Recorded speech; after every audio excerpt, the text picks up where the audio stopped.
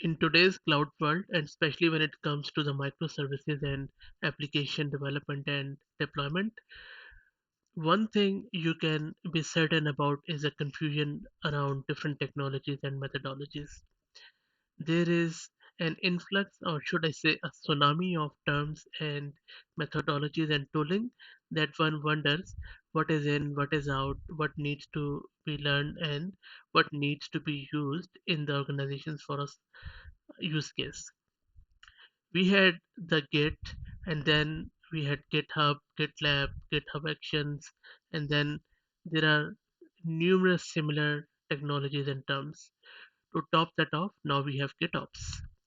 So in this video, I'm trying to simplify the concepts around GitOps and how that fits in to the Kubernetes scenario. In order to proceed, the first thing I'm going to do is to narrate the difference between GitOps and DevOps in simple language. GitOps is a subset of DevOps. And what is DevOps? DevOps is a mindset for building and deploying software by bringing developers and operations teams together. GitOps is a practice for continuous delivery of software after this software is committed to a Git repository. So this is what GitOps is, and this is what is the difference between a DevOps and GitOps. So GitOps is just a part of DevOps. Okay, if you want more detail, then let's have this. DevOps allows software and application developers to release new products and updates at very high velocity. GitOps is an offshoot of DevOps that evolved from best practices of implementing continuous deployment for cloud native applications. GitOps is mainly used to deploy microservices in Kubernetes, though there are other use cases too. But in the real world, more often than not, you will find GitOps tightly knitted with Kubernetes these days.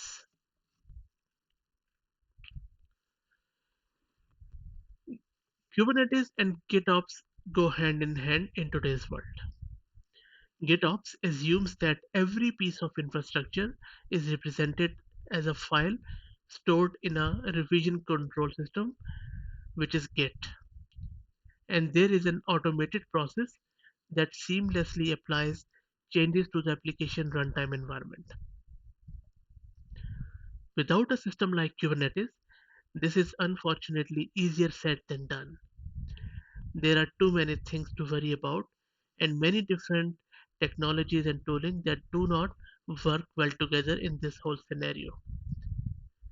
So all of this becomes a very difficult problem to solve, and it prevents the implementation of an efficient infrastructure as code processes. Kubernetes has really improved the situation. As Kubernetes is becoming more and more prevalent everywhere, the idea of infrastructure as code has evolved, which resulted in the creation of new tooling that basically implements GitOps. In the Kubernetes world, GitOps is getting used to overall automate the process of infrastructure provisioning, like creating Kubernetes objects like deployments, services, and every possible Kubernetes object. DevOps and SRE teams are adopting GitOps so that you can store all your infrastructure configuration files as code within the GitHub repository. Now let's move on to the GitOps pipeline for Kubernetes. A GitOps CI pipeline is similar to a typical CI pipeline. CI is continuous integration. The code is built and tested, and then the artifact, which is a tagged Docker image, is pushed to the image registry.